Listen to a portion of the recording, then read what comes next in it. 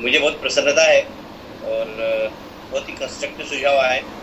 काफ़ी मेरी जानकारी में थे, कुछ नए भी हैं और उन सबको मैं एक बार फिर से, आप अगर मेरे मेरे साथी नोट भी कर रहे हैं, रवि जी से जुड़े हुए हैं, अतुल सेठ जी से जुड़े हुए हैं, ये लोग नोट भी कर रहे हैं, पर फिर भी आपकी ओर से भी एक समेकित अगर मुझे पूरा की पूरा तकनीकी भाषा में मिल जाएगा तो मैं इसको भिजवा सकूँगा।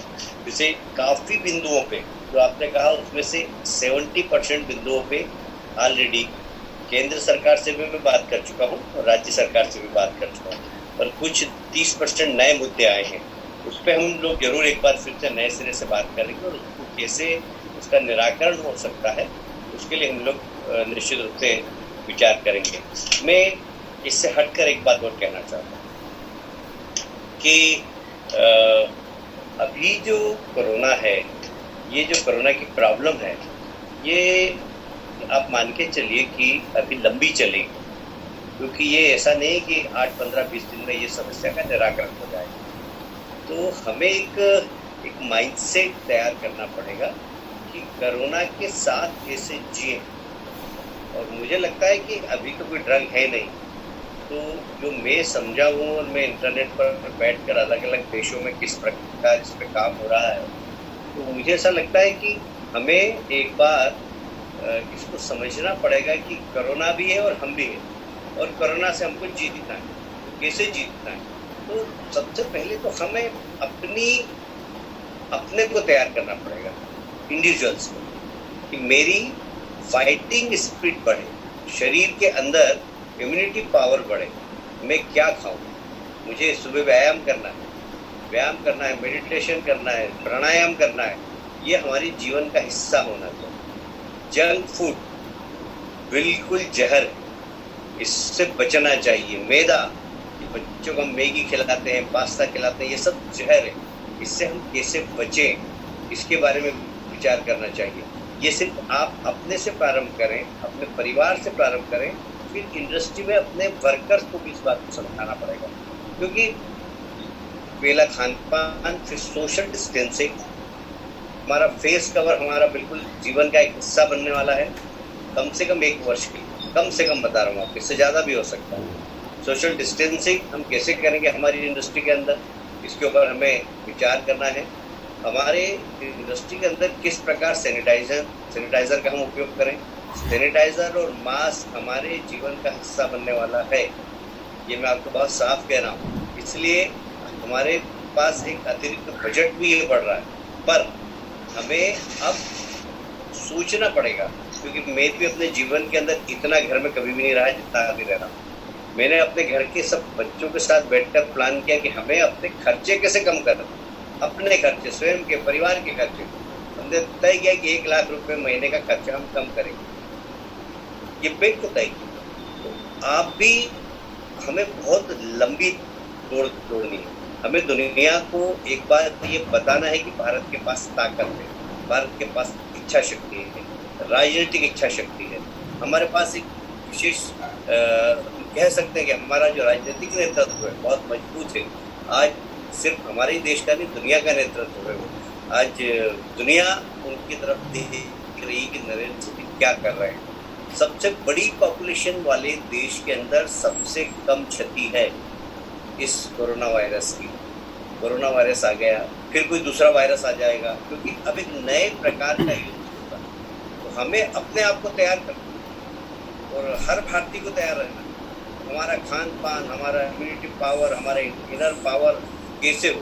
और हम तो भाग्यशाली हैं कि हमारे ऋषि मनीषियों ने हमको योग दिया है, हमको आयुर्वेद दिया है, हमको जड़ी बूटी दी है। तो हमारे घर के मसाले अपने आप में, एक आयुष विभाग का यदि आप गाइडलाइन है उसको पढ़ेंगे, उन्होंने जो सलाह दी है वो सब काढ़े, चाय पीने की बजाय खुद भी काढ़े पिए, सुबह से 3 बार काढ़ा पिए और अपने मजदूरों को भी पिलाएं, क्योंकि मजदूर भी हमारी इंडस्ट्री में काम करने वाला मजबूत व्यक्ति होना चाहिए। तो इन सब के बारे में एक बार नए सिरे से हमें सोचना पड़ेगा, नए सिरे से अपना माइंडसेट तैयार करना पड़ेगा कि मास्क हो गए, सैनिटाइजर हो गए, ये हमारे जीवन के हिस्से बनने वाले। विश्व के अंदर एक बहुत बड़ी, अभी रामायण और महाभारत देख रहे थे, उसमें बहुत सारे हमने राक्षस देखे। ये जो वायरस है ये आधुनिक युग के राक्षस हैं। अभी एक वायरस पैदा हुआ, आने वाले समय में भी दूसरा वायरस पैदा होगा। हमें तो उन सबसे लड़ना है। लड़ने के लिए अपना जीवन संयमित, अपना खान पान संयमित, अपने खर्चे संयमित घर से प्रारंभ करें, प्लस फिर अपनी इंडस्ट्री में अपने मजदूरों को भी, अपने काम करने वाले एम्प्लॉयज़ को भी समझाएं कि भाई क्या खाना क्या पीना, इन सब के बारे में भी हमें नए सिरे से विचार करना पड़ेगा। क्योंकि इंडस्ट्री किसी भी देश के लिए, किसी भी सरकार के लिए एक निश्चित रूप से बहुत बड़ा आपका अर्थचक्र चलाने में सहयोग होता है। अभी राजकुमार जी ने कहा कि सर्विस इंडस्ट्री, निश्चित रूप से सर्विस इंडस्ट्री बहुत बड़ा उद्योग है और सबसे ज़्यादा प्रभावित सर्विस इंडस्ट्री हो रही है। तो मैं भी होटल एशियन वालों के लोगों से ही मिला था। बहुत ही संकट के दौर में से होटल एशियन अभी गुजर रहा है, भविष्य में भी गुजरेगा। हमें थोड़ा सा हमारा माइंड ब्रॉड करना चाहिए। वैसे आपने काफ़ी विषय इस प्रकार के निकाले। हम विश्व लीडर बनने वाले हैं, उसमें एक इंडस्ट्री की हैसियत से मैं क्या कर सकता हूँ कि मेरा मार्केट में, दुनिया के मार्केट में अपना सामान बना सकूँ। तो हमारी क्वालिटी, हमारा कमिटमेंट, ये सब पे भी हमें, क्योंकि हमारे कमिटमेंट से हमारे देश की प्रतिष्ठा बढ़ती है। ये बात सही है कि वर्तमान परिस्थिति में ऐसा लग रहा है कि चाइना सारे विश्व का कहीं ना कहीं से लोग सब उसको बकरी दृष्टि से देखेंगे। आज सबसे बड़ा पूरी वर्ल्ड को सप्लाई करने वाला मैन्युफैक्चरिंग क्षेत्र से सामान चाइना है। चाइना के बहुत सारे देश अब चाइना को छोड़ेंगे। अगर कोई दुनिया के अंदर चाइना के बाद कोई देश है जो चाइना जैसी ताकत रखता है, वो सिर्फ भारत है। और इसलिए अपना माइंडसेट जरा थोड़ा सा विस्तार करना पड़ेगा।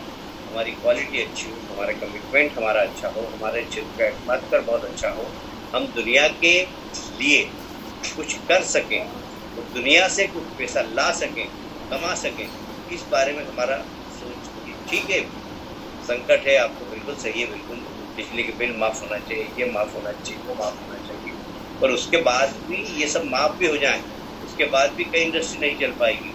और ये माफ़ नहीं हो तो कई इंडस्ट्रीज ऐसे कि उसके बाद भी आगे चलेंगे। हम ऐसा मान के चले कि सरकार जितना सहयोग करे, हमें अब आगे बढ़ना है और हमें दुनिया के सामने एक बहुत ताकतवर देश के तरीके से खड़ा होना है।